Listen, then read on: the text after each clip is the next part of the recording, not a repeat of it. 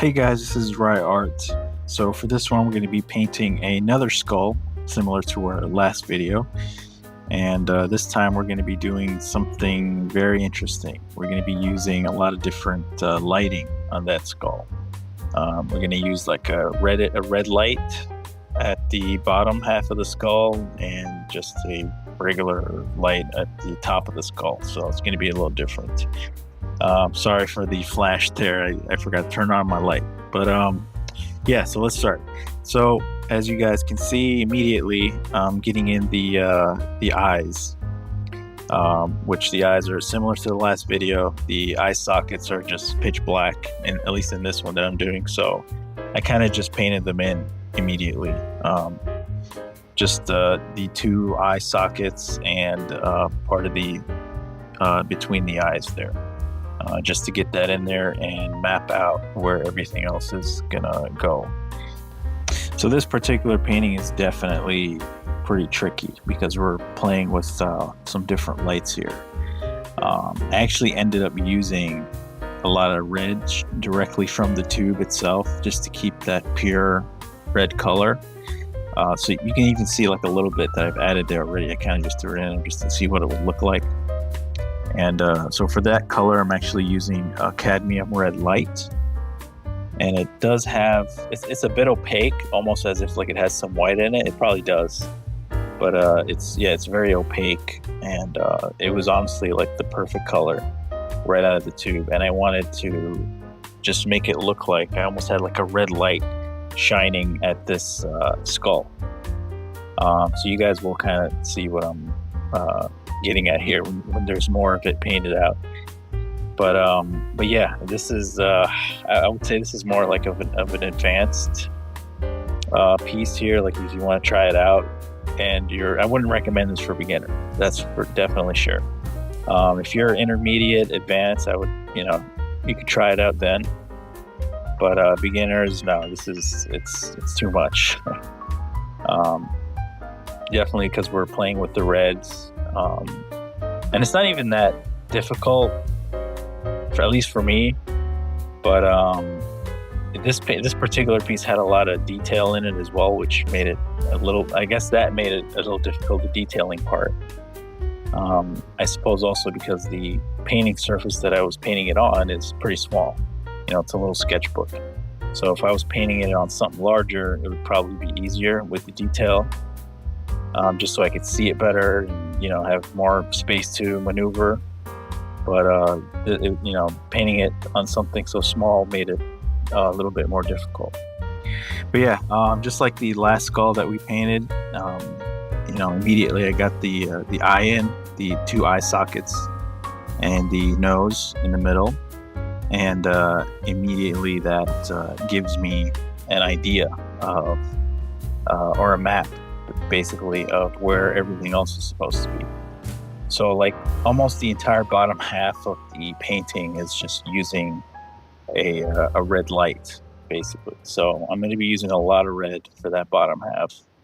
I actually go in a little bit and add some of that red, and then I kind of decided to stop there and go back and finish off the upper half of the painting, which is the forehead area and the rest of the top of the skull, because there's no red light shining on there. It's just regular light. So I actually used some paint from my last painting, which was that greenish tone, and I just used that for the top half of the skull, which it actually turned out great, honestly. So you guys will see that. So I'll let you guys watch a little bit, and I'll come in when I have to.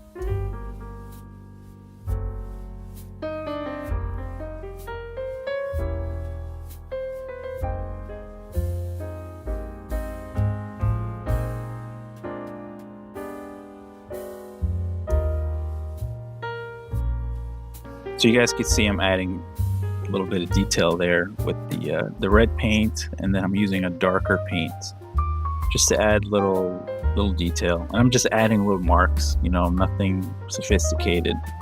I'm just adding marks and then basically blending out the edges of those marks into that red paint, just to make it look like it all belongs together, because if you don't do that, then it's not going to look right. It's almost like it's sticking out.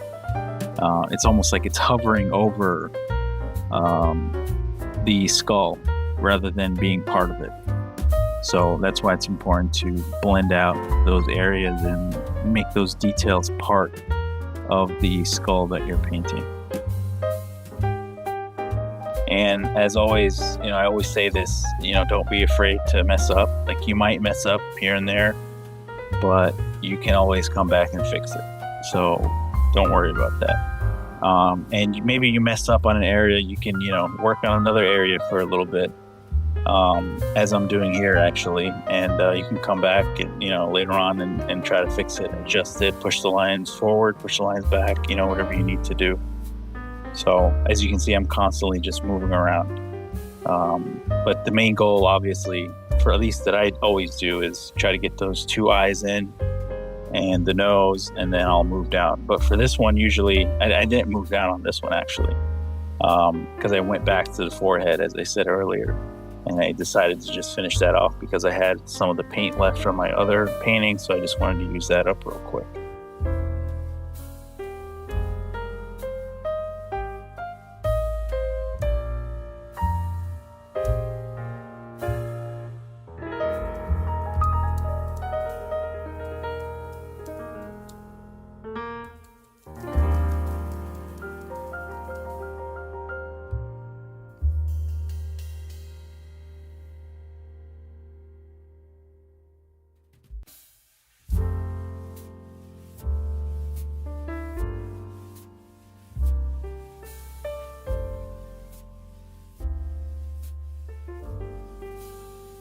And now you guys can see me working on that upper half of the skull there. So like I said, I was using paint left over from my last painting, so it's got that greenish tone. Honestly, I think it works perfectly. So I'm throwing that in there. I used a lot of white as well, titanium white, just to make it look like that there's a light shining on the forehead. Usually anyway, when you paint any portrait, there's always a light shining on the forehead. It's just common. It's just one of those things you're going to be painting every time you do a portrait. So it's pretty normal. So that's something you're going to get used to, which is good. It's quite good to do this as well when you're painting something like this, because it's just one of those things that transfers over to whatever portraits you do. Because I mainly just do portraits, so it's always something that I do constantly. So it's going to be the light on the forehead, and there's always a light on the tip of the nose as well. That's always there. No matter, whatever portrait you're painting, there's always some light there. And at this point, I was actually feeling kind of lost. Not afraid to admit that. So I actually started adding in just a teeny bit of background. You can see that little background there, right next to the eye socket, that just pitch black. And I added that in there just to, expand my map a little bit, give me a further idea of where everything else needs to be.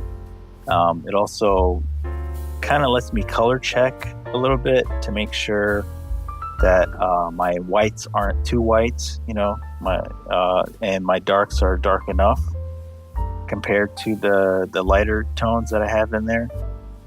So it kind of just helps me see the other colors. And then from there, I kind of decided to just continue and put in that background just to further show me the rest of the map and give me an idea basically of where everything else needs to go. And you guys should be able, whether or not you're a beginner, you should be able to kind of see the skull coming in. Just by me adding that background, you can immediately see what's going on. And that's kind of my point. So adding in that background will teach you. I mean, it'll show you exactly what's going on.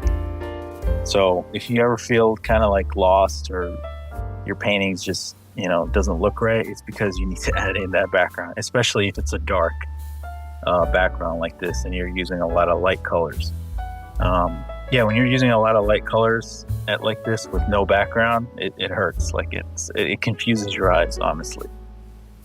Which is why I also emphasize toning your painting surface. Like I do see some more advanced artists out there.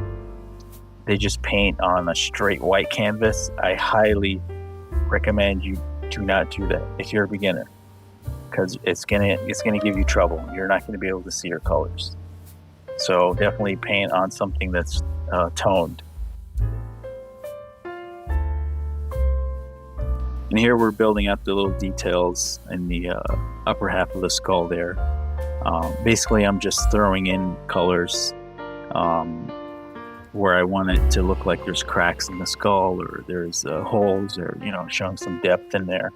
I'm just throwing in those colors and just blending it with the surrounding color. And, and that's basically how it's coming out. It's very, very simple technique. You just have to not be scared to throw in color. So just try it out, and it'll basically look something like as what I'm doing right now.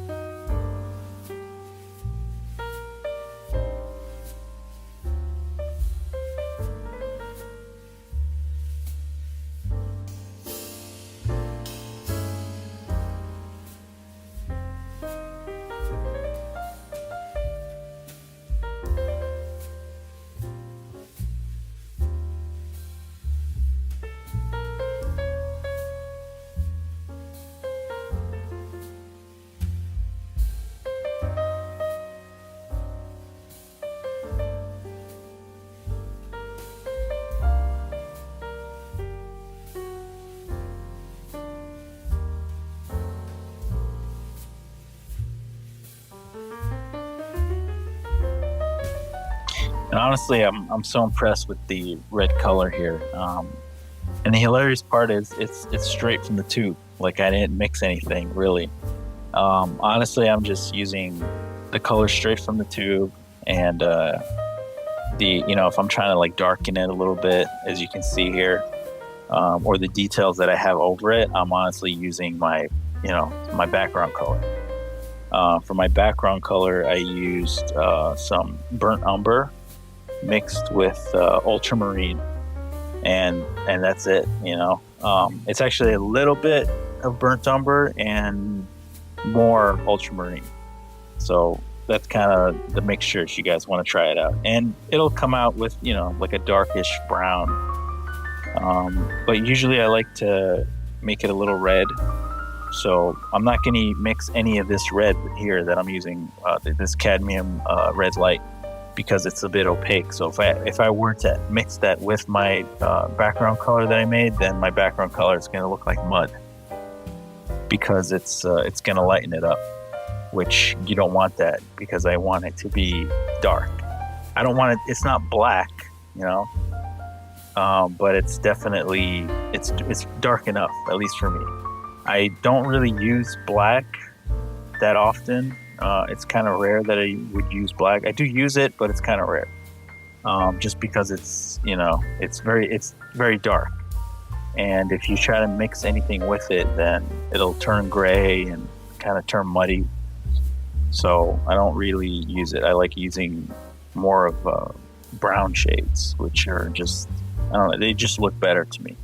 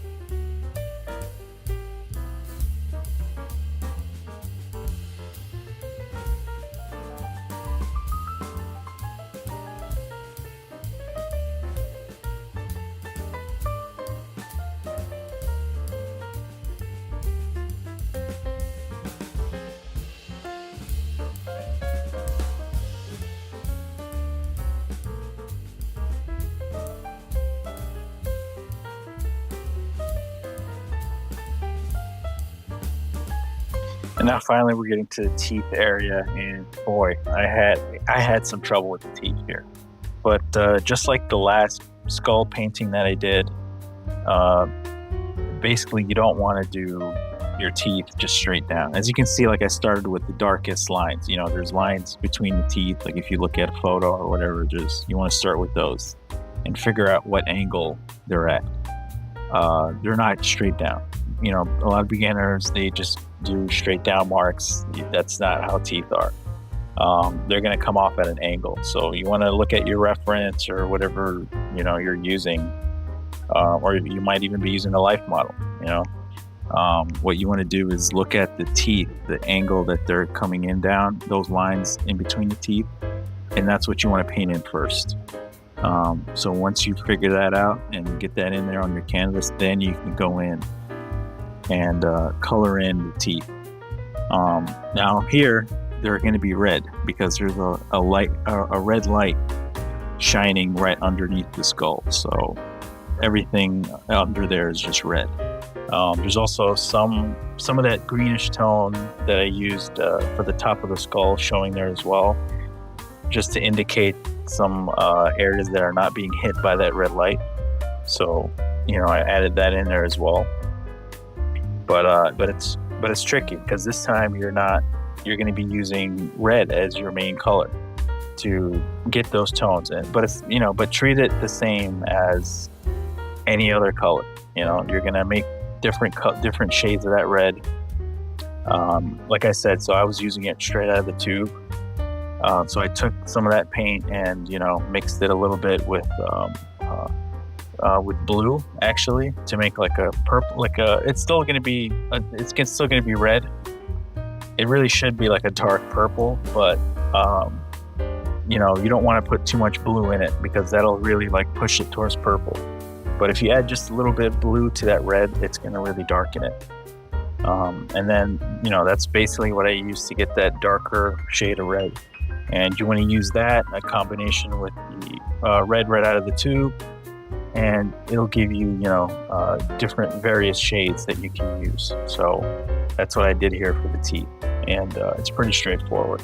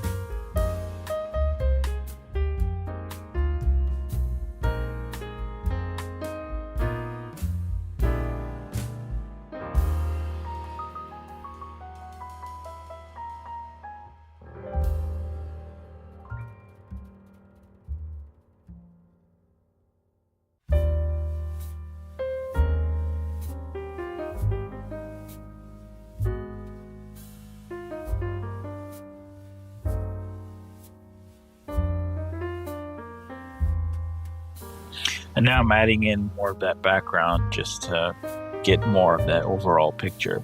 And actually, at this point, I noticed that I completely forgot about that side there. I completely forgot to fill that in.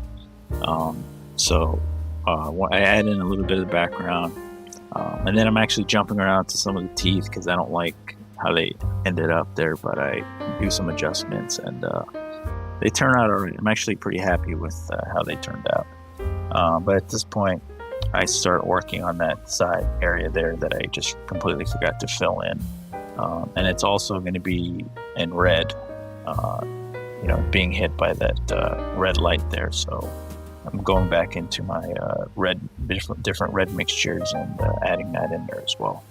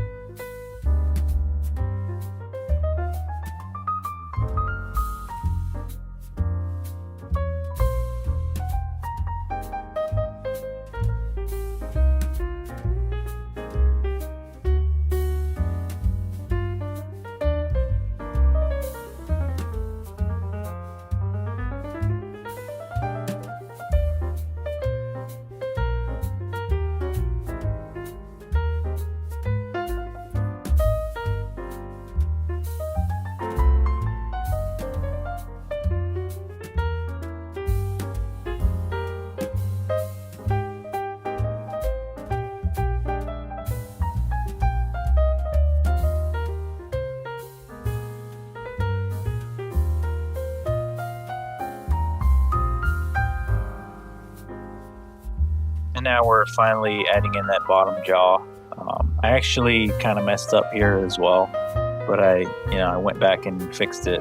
So good thing I follow my own rules, right? So yeah, I add in that bottom jaw just to figure out where my teeth are going to be, actually. But I made the jaw just too big. So I went back, you guys will see it, but I went back and kind of shaved off the bottom of that jaw with the background color. So it was just too big. So it just didn't look right. But once I kind of just pushed that line back, it just looked better. So that it worked out in the end. But yeah, so I added in that bottom jaw, and then by doing that, then basically now I know where that bottom row of teeth are going to be. And then from there, it's the same idea, just figure out where the lines are going to be, compared to the upper jaw, and figure out what direction they're going, and add them in. And once you have those lines in, then you can fill in the colors that go in the teeth.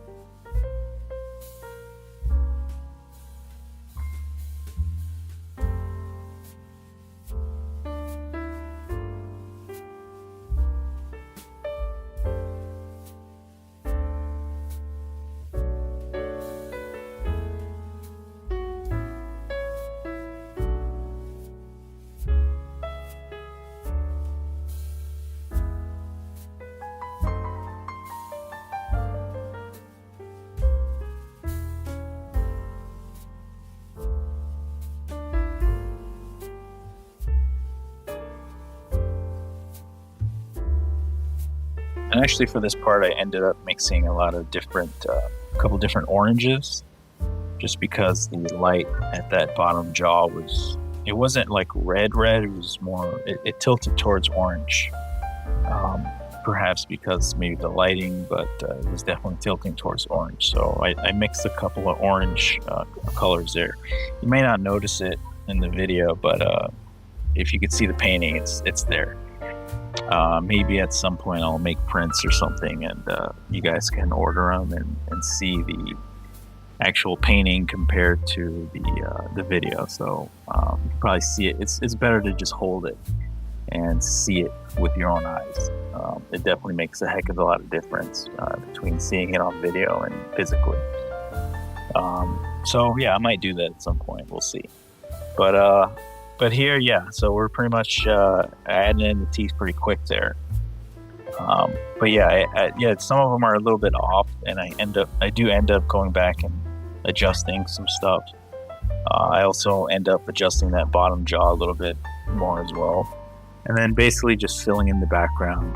And there's some more red areas that are some parts of the skull there that are reflecting the red light, and I add those in as well. So from here on, it's just filling in the missing areas, and cleaning it up, and just trying to make it look as best as I can. But it turned out pretty well. Like, I'm pretty happy with it. And this was definitely something different that I've never done before. So it was definitely interesting. And if you guys want to see, something else like this, maybe we could do a different light this time, or we could have it facing another direction. So there's many ways we can paint a skull like this. And that's what makes it fun. But it's, painting skulls is great beginning tool. But I don't recommend doing this. Don't shine a red light on it. Shine, I don't know, just do a regular light bulb, no special colors if you're a beginner, because the red is just gonna throw you off, definitely. Or colors in general might throw you off. If anything, I suggest doing it in black and white, and that'll probably be a little easier. If you can master black and white first, then you can move on to color, just to make things easier for you. But yeah, from there on, it's just filling in the background, the rest of the background, and we're pretty much done. So again, guys, if you guys can like, subscribe, and comment, you can let me know what else, what other kind of tutorials you guys would like to see. And thank you guys so much for watching, and see you on the next tutorial.